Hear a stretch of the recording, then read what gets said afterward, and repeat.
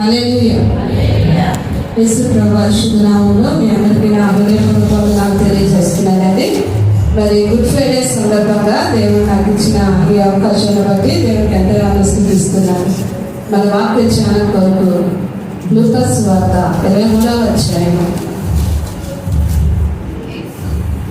34వ వచనం నుండి చదువుదాం.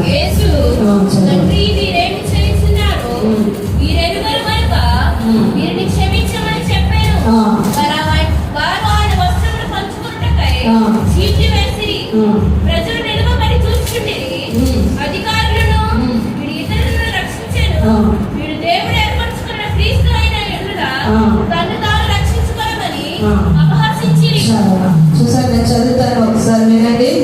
యేసు, తండ్రి వీరేమి చేయుచున్నారు, వీరెరుగురు కనుక వీరిని క్షమించుమని చెప్పారు.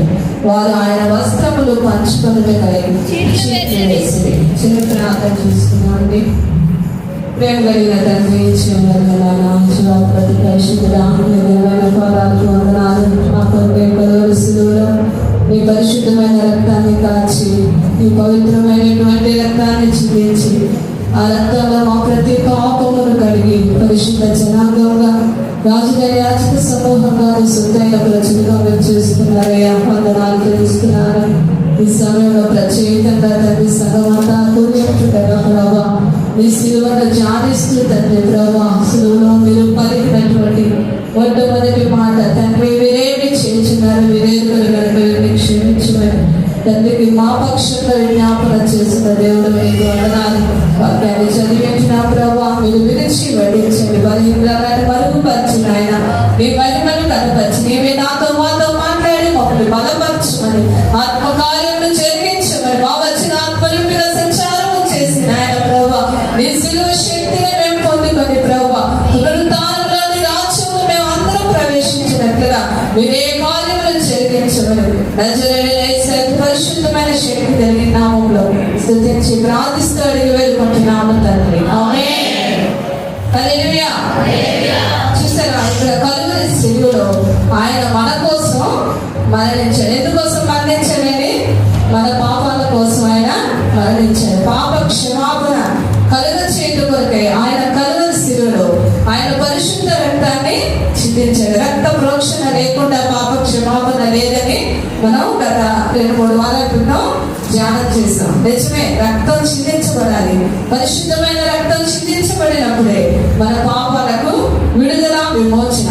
అయితే ప్రభు వారు కలువరి శిలువలో ఆయన మరి తనను సిలువ వేస్తున్న వారిని చూసి, మరి ఆయన్ని హింసిస్తున్న వారిని చూసి, ఆయన్ను బాధపరుస్తున్న వారిని చూసి, ఆయన్ని కలువరి శిలువలో ఆ చేతుల్లో మేకులు కొడుతున్నారు. ఆ చేతుల్లో ఎందుకు మేకులు కొడుతున్నారండి? మన చేతులతో చేసిన పాపాన్ని బట్టి. ఆయన కాళ్ళలో ఎందుకు మేకులు ఎన్నుకుంటారంటే మన కాళ్ళతో చేసిన పాపాన్ని, మన దేహంతో జరిగించిన ప్రతి పాపమును బట్టి ఆయన దేహం అంట నాగల్ల చాలవలే తెలుసండి. పొలాలు వారికి తెలుస్తుంది నాగల్ల చాలు. మరి దాన్ని ఇలా వేసి లాగుతున్నప్పుడు అంట మరి శరీరంలోని ఒక 5-6 అంగుళాల వరకు ఆ చర్మం బయటికి వస్తుంది.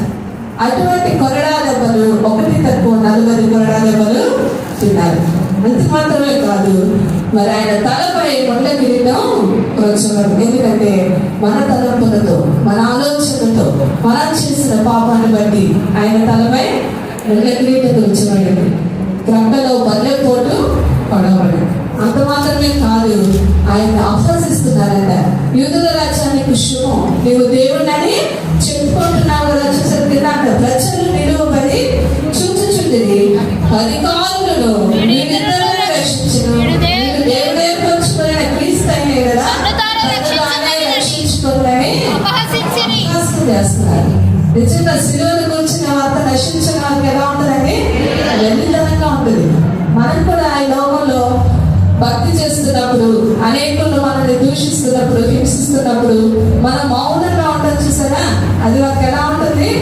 మనం చేతకాని వారిలాగా, మనం ఎందుకు పనికిరాని వారిలాగా వారు అనుకుంటారు. కానీ మరి మన ప్రభువైన యేసే అంతగా తగ్గించుకున్నప్పుడు మనం కూడా తగ్గించుకునే స్వభావాన్ని కలిగి ఉండాలి. అందుకే అక్కడ తండ్రి వీరేమి చేస్తున్నారు, వారు ఏం చేస్తున్నారు వారికి తెలియదు. వారు నన్ను దూషిస్తున్నారు, అవమానపరుస్తున్నారు, హింసిస్తున్నారు, నన్ను సిలువ వేస్తున్నారు.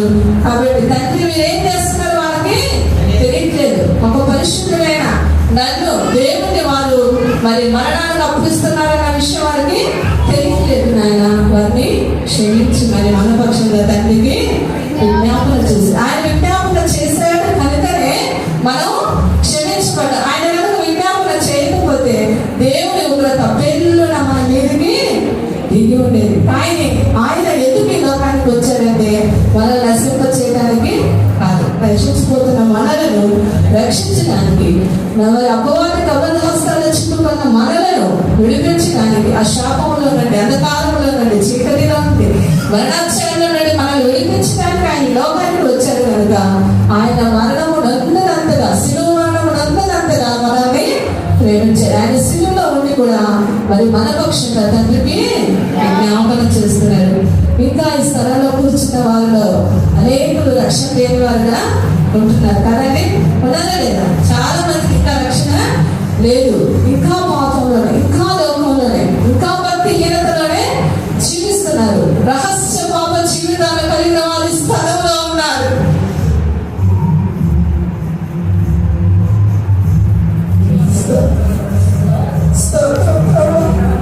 ప్రతి ఒక్కరు దేవుడు ఆత్మ ద్వారా హెచ్చరిస్తున్నాడు.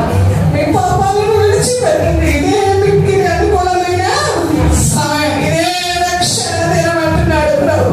మీ రహస్య పాప జీవితాన్ని విడిచిపెట్టండి. ప్రభువు చూస్తూ ఉన్నాడు. ఆయన క్షమించడానికి సిద్ధమైన మనసు కలిగిన వాడు ఏ పాపంలో ఉన్నా సరే, ఎక్కడ ఉన్నా సరే, ఏ స్థితిలో ఉన్నా సరే, ఎంత ఘోర పాపమైనా సరే ప్రభు క్షమించడానికి సిద్ధంగా ఉన్నాడు. కదవరి శిలువలో తన రెండు చేతులు చాపి నేను పిలుస్తున్నాడు. నిజంగా పరీక్షించబడిన వారు సహితం ఇంకా పాపంలో ఉన్నారేమో, ఇంకా శాపంలో కొట్టుకుంటాడుతున్నారేమో, ఇంకా ఆయనను దుఃఖపరుస్తున్నారేమో. అదాది వరకు మన వాక్యం విన్నాం. యేసు అంచురపు చెట్టును చూచి ఏం చేయలేదండి. అంచురపు చెట్టును చూచి ఏం చేయలేదు. ఏం చేయదు? ఆత్మ తప్ప ఫలాలు ఏమీ లేవు. ఫలాలు లేవు, ఆత్మ ఫలాలు లేవు. ప్రేమ, సంతోషము, సమాధానము, దీర్ఘశాంతము, దయాళుత్వము, వంచితము, విశ్వాసము, సాత్వికము, ఆశ, నిగ్రహం అనే 9 ఆత్మ ఫలాలు మనం ఫలించేవారు. కనీసం సంవత్సరానికి ఒక్క ఫలమైనా అందుతున్నారు. పరిశీలన చేసుకోండి. క్రైస్తవ జీవితం అంటే ఆశ్రమాషి జీవితం అనేది కాదండి. చాలా పరిశుద్ధంగా ఉండాలి, పవిత్రంగా ఉండాలి. ఆయన మనల్ని చూస్తున్నప్పుడు ఆయనతో మనం నమ్మకంగా మనం ఆయనకి కనబడాలి. రేపు ప్రభు మరి మధ్యాకాశంలోకి వచ్చినప్పుడు మనం వెళ్ళామనుకోండి, వెళ్ళినప్పుడు ప్రభు ఏమంటారు తెలుసా? మన పరిశుద్ధ జీవితాన్ని ఆయన చూస్తాడు, మన పవిత్రమైన జీవితాన్ని చూస్తాడు. వాళ్ళ కొరకు ఆయన కలుగు సిలువలో చేయవలసినంతా చేశాడా లేదండి? మన కొరకు ఆయన రక్తాన్ని చిందించాడు, ప్రాణాన్ని అర్పించాడు. అయితే మనం చేయవలసింది, మన బాధ్యతలు ఆయన కూడా మనకి అప్పగించాడు. అందుకే యెరూషలేము వీధుల్లో ఏడవబడుతున్నప్పుడు వారి వైపు చూసి అంటారు చూడండి, 28వ వచనంలో, యేసు వారి వైపు తిరిగి యెరూషలేము కుమార్తెలారా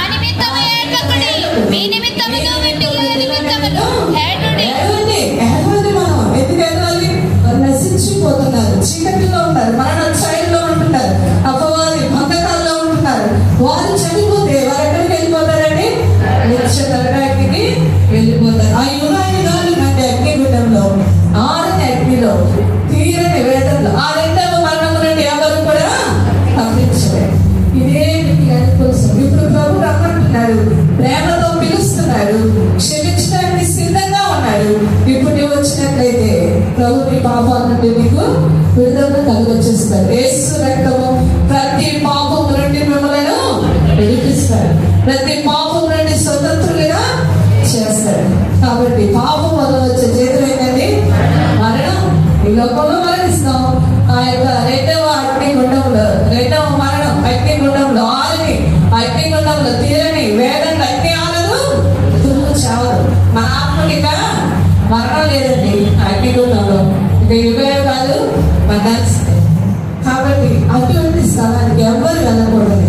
ప్రత్యేకంగా స్త్రీలను దేవుడు చెప్తాడు. మీ కొరకు, మీ పిల్లల కొరకు, మీ భర్తల కొరకు, మీ బంధువుల కొరకు, మీ యొక్క ఇరుగు పొరుగు వారి కొరకు, రక్త సంబంధికుల వరకు అవకాశం ఉన్నప్పుడే, ప్రాణం ఉన్నప్పుడే మీరు ఏడవండి, ఏడవాలి, ఏడవాలి, ఏడవాలి.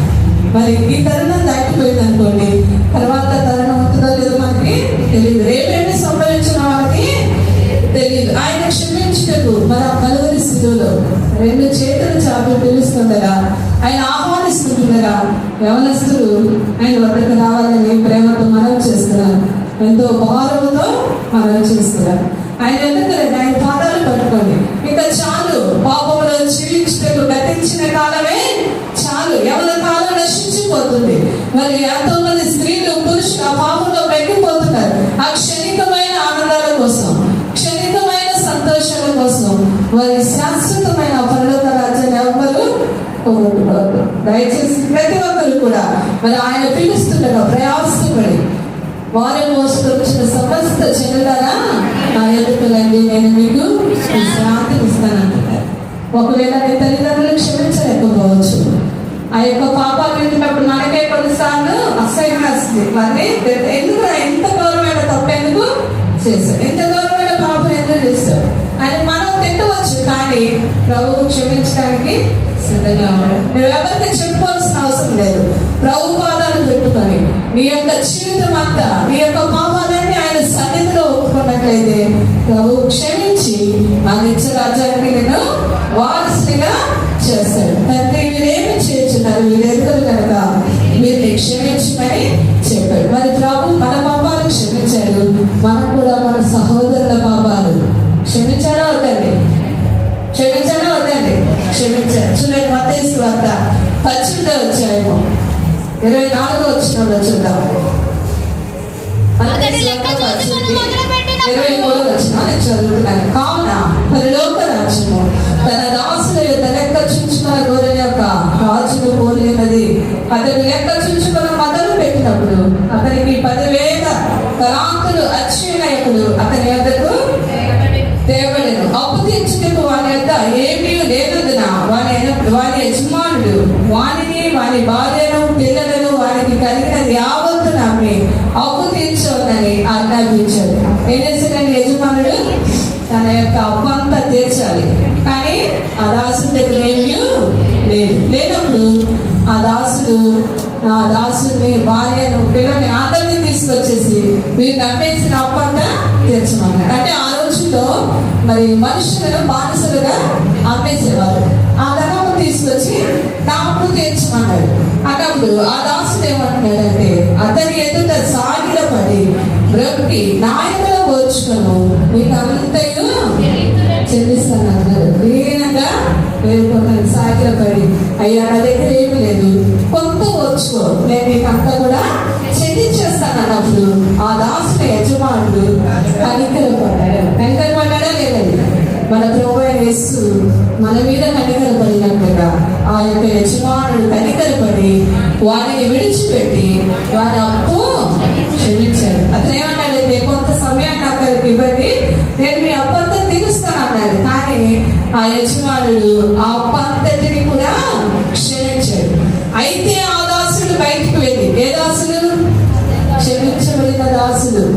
అప్పు నువ్వు కట్టక్కర్లేదు, నువ్వు వెళ్ళిపోమని చెప్పిన ఆ దాసుడు బయటికి వెళ్ళి తనకు 100 దేనారములు వచ్చిన తన తోడి దాసులు ఒకరిని చూసి వాని గొంతు పట్టుకొని నీవు వచ్చి ఉన్నది చెల్లింపు అనడం. చూసారండి, తనకు ఎన్ని దేనారాలు క్షమించాడు కదా యజమానుడు. మరి తను కొంచెమే ఇచ్చాడు, 100 దేనారాలు. ఆ 100 దేనారాలు క్షమించలేదా? క్షమించగలడు. కానీ ఆ వాడి గొంతు పట్టుకొని ఏం చేస్తున్నాడంటే, నీవు వచ్చేది చెల్లింపు అనేది.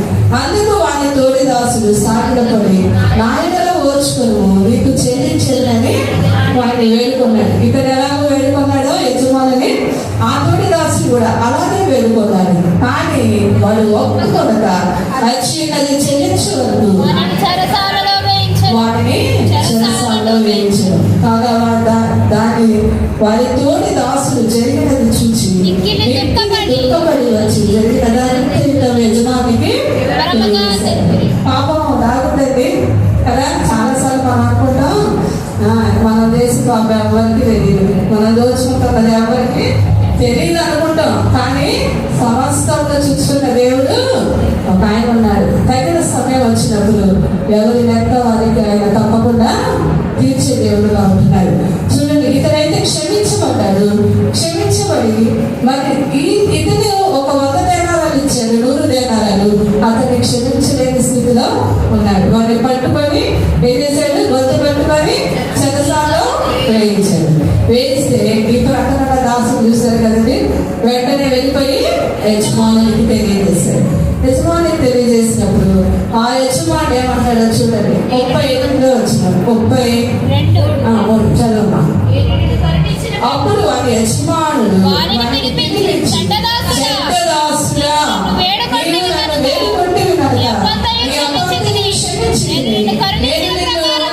కరుణించిన ప్రకారం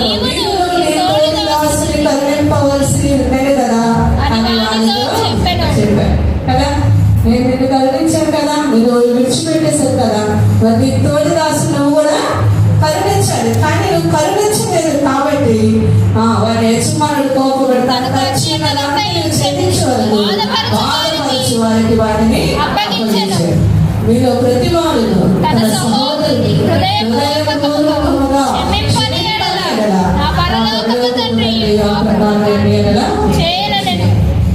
ప్రభు మనల్ని క్షమించాడు. మన అపరాధాలన్నీ క్షమించాడు, మన పాపాలన్నీ క్షమించాడు.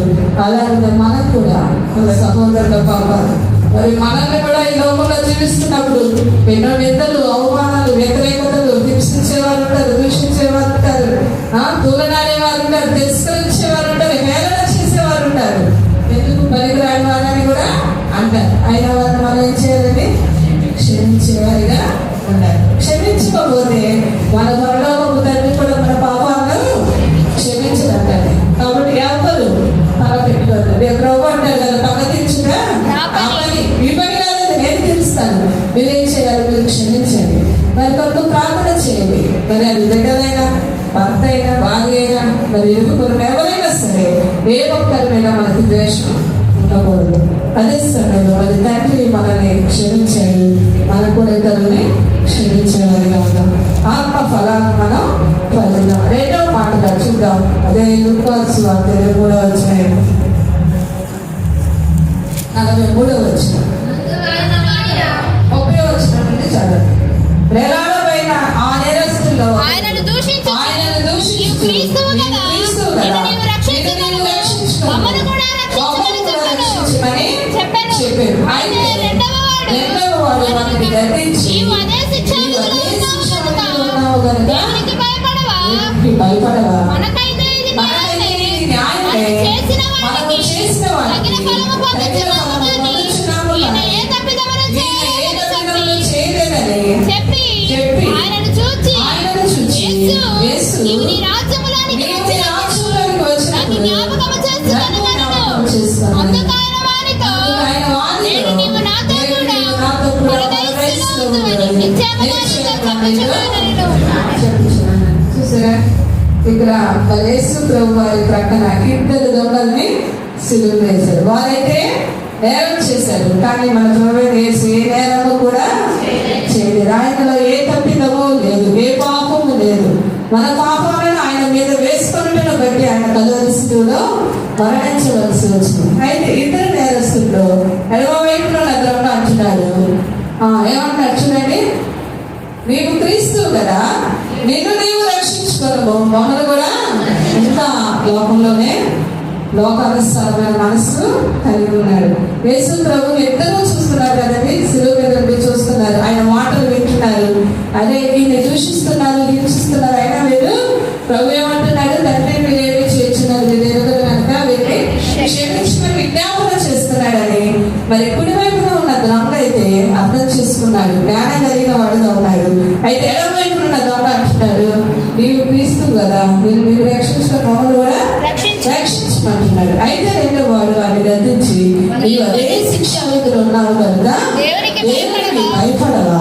మనకైతే ఇది మనము చేసిన వాటికి తగిన ఫలము పొందుచున్నాము కానీ చేయలేదు. నిజంగా ఈ దొంగ చాలా అదృష్టవంతులు కదండి. క్షణంలో పరలోక రాజ్యాన్ని వెళ్ళిపోయాడు. అప్పుడు వైపు దొంగ మనకైతే న్యాయమే, మనం చేసిన వాటికి మనం శిక్షణ అనుభవిస్తున్నాం. ఆయన ఏ నేరము చేయలేదు అని చెప్పి ఆ మొదటి వారిని గద్దించి యేసు ప్రభుత్వం అంటున్నాడు, మీరు మీ రాజ్యం వెళ్తూ వచ్చినట్టున్నారు. అందుకు ఆయన వాళ్ళతో నేను నీకు నాతో కూడా వెంటనే ప్రభు మరి ఆయన ఆ దొంగ పశ్చాత్తాపడగానే నేనే నువ్వు నాతో కూడా మరి ఆయన నిజంగా క్షమించడం ఎంతో సిద్ధంగా ఉంటారు. మనం అడగటమే ఆలస్యం, మనమే ఆలస్యం చేస్తున్నాం, పొందుకోలేకపోతున్నాం. అయితే మరి శిలువకు వచ్చిన వార్త నశించుతున్న వారికి వెళ్తామని ఎడవైపు దొంగ ఏమంటున్నాడు, ఇంకా హేళన చేస్తున్నాడు. వెళ్తామట ఉంది, నీవు రక్షించిన మమ్మల్ని కూడా రక్షించమని హేళన చేస్తున్నాడు.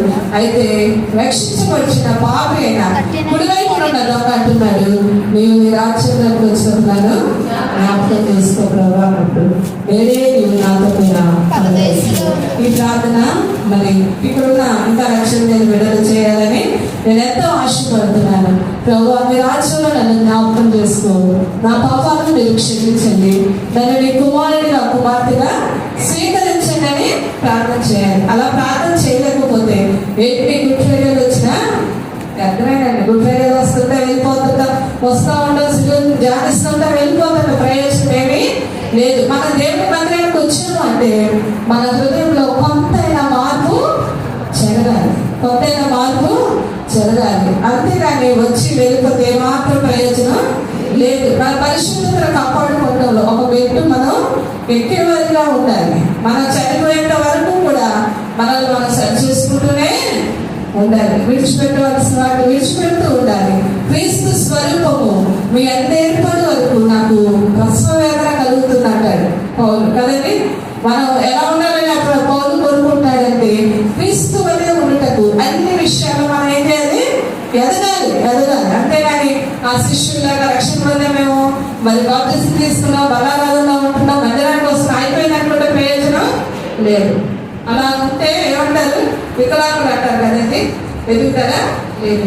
కాబట్టి మనం క్రీస్తులో పరిశుద్ధతలో మనం ఎదిగే వారిగా ఉండాలి. ఈ కుడివైపున దొంగ మరి ఆ పరలోక రాజ్యాన్ని స్వతంత్రించుకున్నాడు. మరి ఒక చిన్న ఉపమానం చెప్పేసి నేను ముగిస్తానని, మిగిలిన 5 మాటలు సేవకులు చెప్తారు. ఒకసారి ఒక మార్గం ఉండే ఒక ప్రధాన న్యాయమూర్తి వెళ్తూ ఉన్నాడట. న్యాయమూర్తి వెళ్తూ ఉన్నప్పుడు మరి అక్కడ కొంతమంది చాలా మంది జనాలు గుంపుకుని ఒక యవనస్తుని పట్టుకొని బాగా కొడుతున్నారట.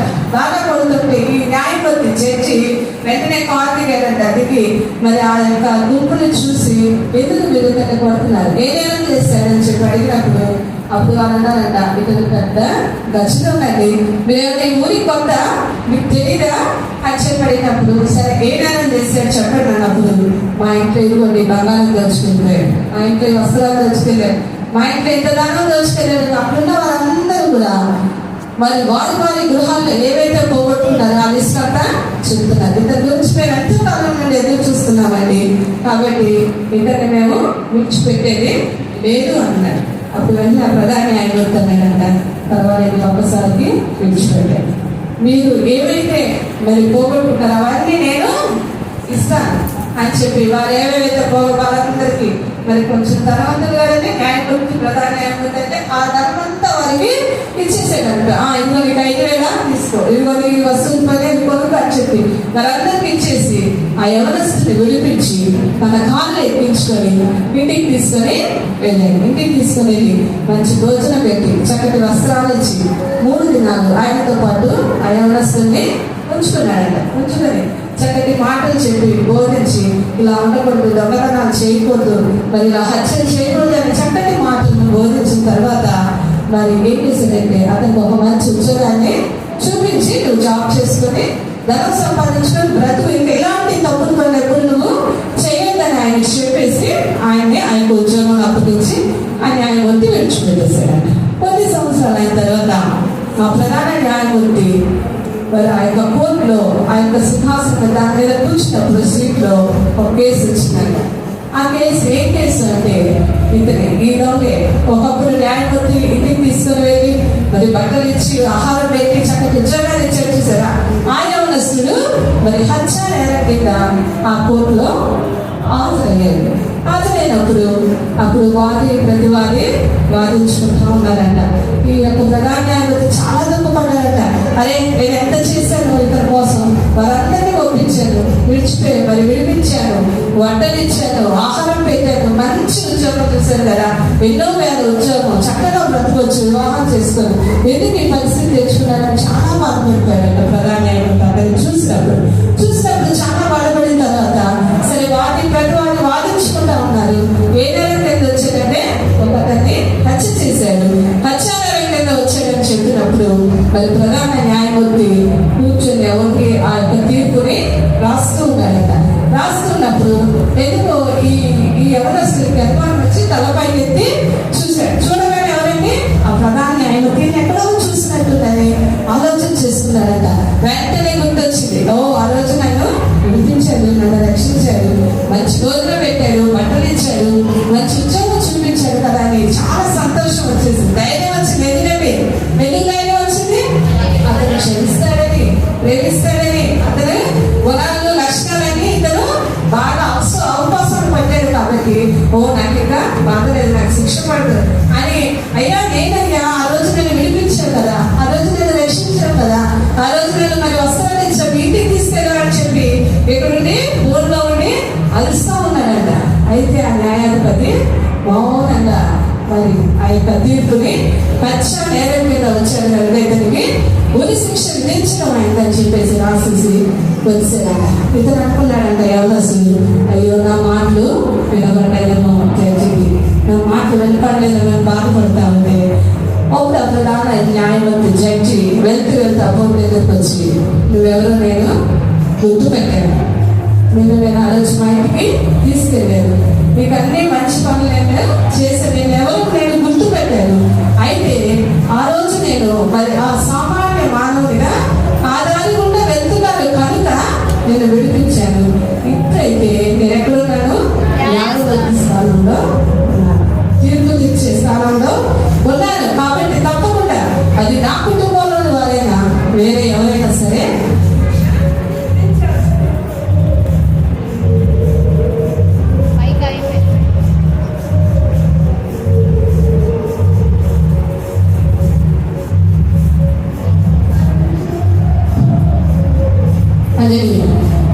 అప్పుడు నేను సాధారణ మానవుగా మరి ఆ యొక్క వీధుల్లో వెళ్తున్నప్పుడు నేను రక్షించగలిగాను. కానీ ఇప్పుడు న్యాయమూర్తి స్థానంలో ఉన్నాను కాబట్టి ఎవరైనా సరే ఇక్కడ నేను శిక్షను వేయవలసిందే, చేసిన తప్పుకి శిక్షించవలసిందే అని చెప్పినప్పుడు అతను ఎంతో మన ప్రభువైన యేసుక్రీస్తు వారు కూడా కలువరి శిలువలో మరి ఎలా వచ్చాడండి?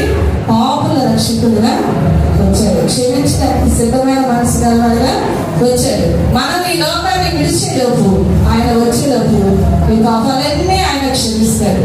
కానీ ఒక్కసారి ఆయన మరి ఈసారి రెండోసారి ఎలా వస్తాడని మొదటి సింహంగా రాబోతున్నాడు, తీర్పు తీర్చేవాడిగా రాబోతున్నాడు. మన ప్రతి పాపములు బట్టి ఆయన తీర్పు తీస్తాడు. ఇక అక్కడికి వెళ్ళిన తర్వాత అయ్యో ప్రభు నేను మందిరానికి వెళ్ళాను, పరిచయం చేశాను, చందాలు ఇచ్చాను, ఎంతో మంది మీ సన్నిధికి తీసుకొచ్చాను ప్రభు అని మనం ఏంటి చెప్పిన ఆయన వినడు. నీ పరిశుద్ధత ఎలా ఉందో, నీ నీతి క్రియలు ఎలా ఉన్నావు.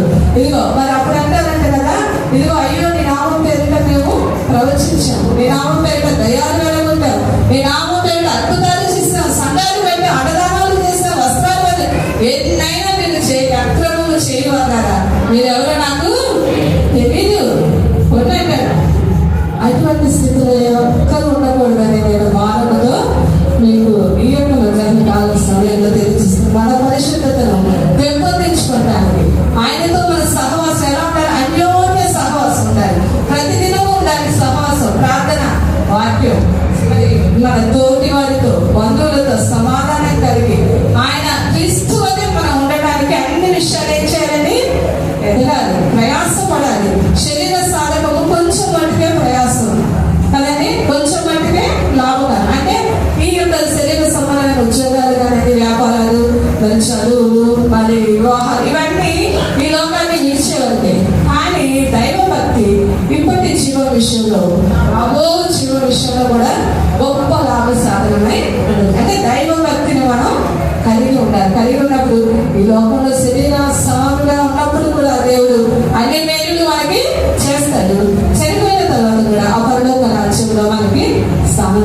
ఆ సింహాసనంపై ఆయన కుడి ప్రక్కన మనల్ని కూర్చుంటబెడతాడు. కాబట్టి ఈ యొక్క గుడ్ ఫ్రైడే సందర్భంగా ఇంకా రక్షణ లేని వారు రక్షించుటకై మరి సిద్ధపడండి. ప్రభుని మీ పాపాలు ఒప్పుకున్నట్లయితే ప్రభు మీ హృదయంలోనికి వస్తాడు. ప్రభు నన్ను క్షమించి నా హృదయంలోకి రమ్మంటే చాలు, దానికి పెద్ద ప్రయాసపడాల్సిన అవసరం కూడా లేదు. వెంటనే ఆయన మీ హృదయంలోకి వచ్చి మరి మీ పాపాలన్నింటినీ క్షమిస్తాడు.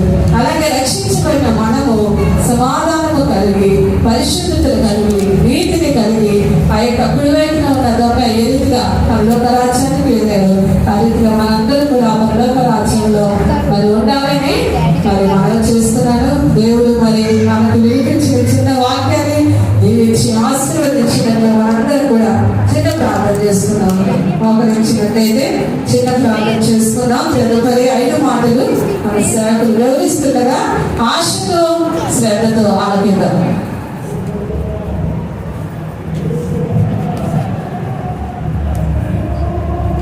ప్రార్థన చేస్తున్నాం. 2 మాటలు బట్టి మన దేవుడు క్షమించే దేవుడుగా ఉన్నాడు కనుక ఆయన ఒక మాటతో మన పాపములన్నీ కూడా క్షమించినట్టు మనం చూస్తున్నాం. మనం ఏం చేస్తున్నామో మనం ఎరుగని వారిగా ఉన్నప్పుడు ఆయన తండ్రి మీరేమి చేయించున్నారు మీరు ఎరుగరు కనుక వీరిని క్షమించమని ఆయన పలికిన మాట మన క్షమాపణకు కారణమైంది. తెలిసి కూడా నువ్వు రక్షింపబడి కూడా ఇంకా నువ్వు తప్పు చేస్తున్నావంటే, క్షమాపణ పొందుకున్న నీవు ఇతరులను క్షమించలేని స్థితిలో ఉన్నావంటే, ఆయన జడ్జిగా వచ్చినప్పుడు, ఆయన తీర్పు తీర్చడానికి వచ్చినప్పుడు ఇంకా నిన్ను రక్షించేవారు వేరొకరు ఉండరు. కనుక ఈరోజు ప్రభు మనతో మాట్లాడిన రీతిగా ఇంకా నువ్వు ఆలస్యం చేస్తున్నావేమో, అయ్యా నువ్వు నీ రాక్షసుతో వచ్చినప్పుడు నన్ను జ్ఞాపకం చేసుకోమని ఆ శిలువ మీద దొంగ ఏ రీతిగా ఆయన రక్షకుడని, ఆయన విమోచకుడని గ్రహించి